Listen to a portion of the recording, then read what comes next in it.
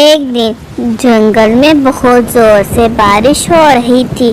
ہر طرف پانی ہی پانی تھا۔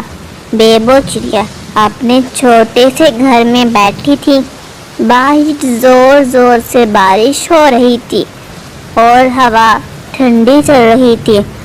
گھر کے اندر اس کی بیٹی بھوکی اور اداس بیٹھی ہوئی تھی۔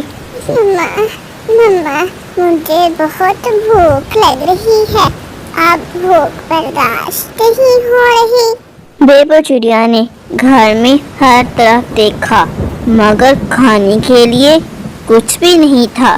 وہ اپنے بیٹی کو دھیان سے دیکھنے لگتی ہے۔ گڑیا میری جان، بس تھوڑا صبر رکھو، جیسے ہی بارش رک جائے گی میں تمہارے لیے کھانے کے لیے کچھ ڈھونڈ لاؤں گی۔ مما، یہ بارش کب رکے گی؟ کل سے بارش آ رہی ہے، اب مجھ سے بھوک اور برداشت نہیں ہو رہی۔ اچھا بیٹی، تم فکر نہ کرو، میں ابھی کچھ لے کر آتی ہوں۔ بارش بہت تیز تھی مگر بیبو چڑیا اپنی بیٹی کے لیے کھانا ڈھونڈنے نکل پڑی۔ راستے میں وہ پوری بھیگ گئی تھی۔ اچانک کچھ دور ایک دکان کے باہر کچھ دانے پڑے نظر آئے۔ جیسے ہی وہ دانا اٹھانے گئی، ایک بڑی بلی وہاں آ گئی۔ بیبو چڑیا بہت ڈر جاتی ہے مگر اپنے بچوں کا سوچ کر فوراً دانا چونچ میں پکڑ کر اور تیزی سے اٹھ جاتی ہے۔ گھر پہنچتی ہے تو گڑیا دانا دیکھ کر بہت زیادہ خوش ہو جاتی ہے۔ گڑیا میری جان، دیکھو میں تمہارے لیے سوکھا دانا ڈھونڈ لائی ہوں۔ مما، آپ دانا نہیں کھائیں گی؟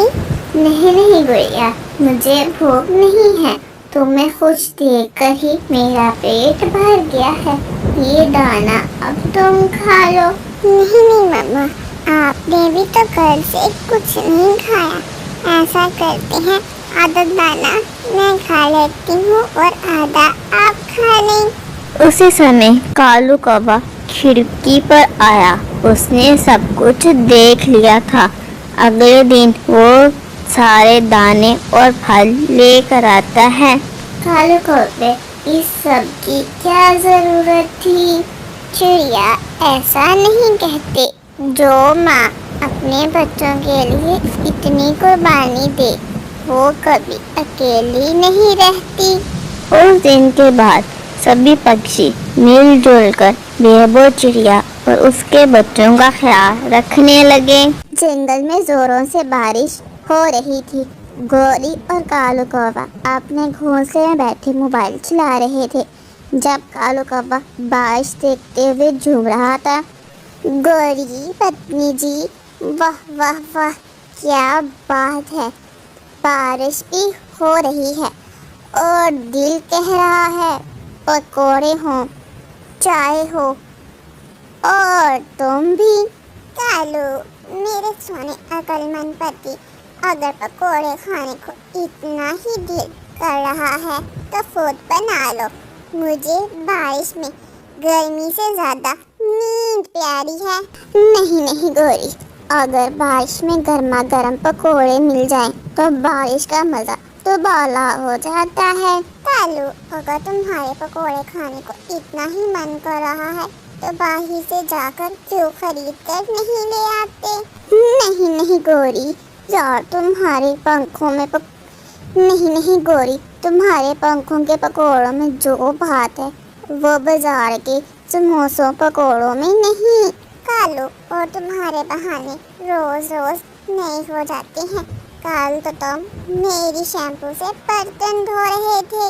گوری، اس کا مطلب یہ کہ اب میرے جذبات بھی فرائی نہیں ہوں گے، تمہارے جذبات تو ویسے ہی کچے رہ جاتے ہیں، پکوڑے کیا تلیں گے؟ کبھی مٹھو طوطا بھی آ جاتا ہے۔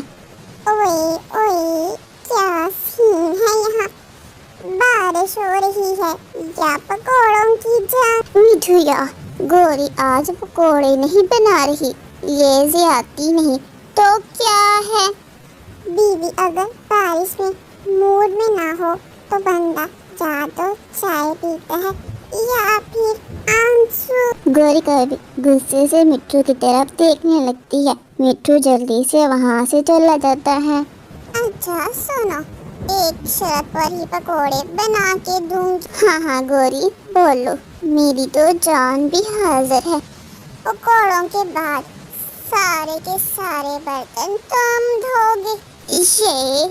یہ تو بہت بڑا امتحان ہے۔ بس یہ تو محبت نبھاؤ، جاؤ برتن دھو۔ ٹھیک ہے گوری، چلو، محبت بھی پکوڑے بھی اور اب لگتا ہے برتن بھی میری قسمت میں ہیں۔ پھر گوری کافی جلدی سے رسوئی میں جاتی ہے۔ پکوڑے بنانے کا سامان تیار کر پکوڑے بنانا شروع کر دیتی ہے۔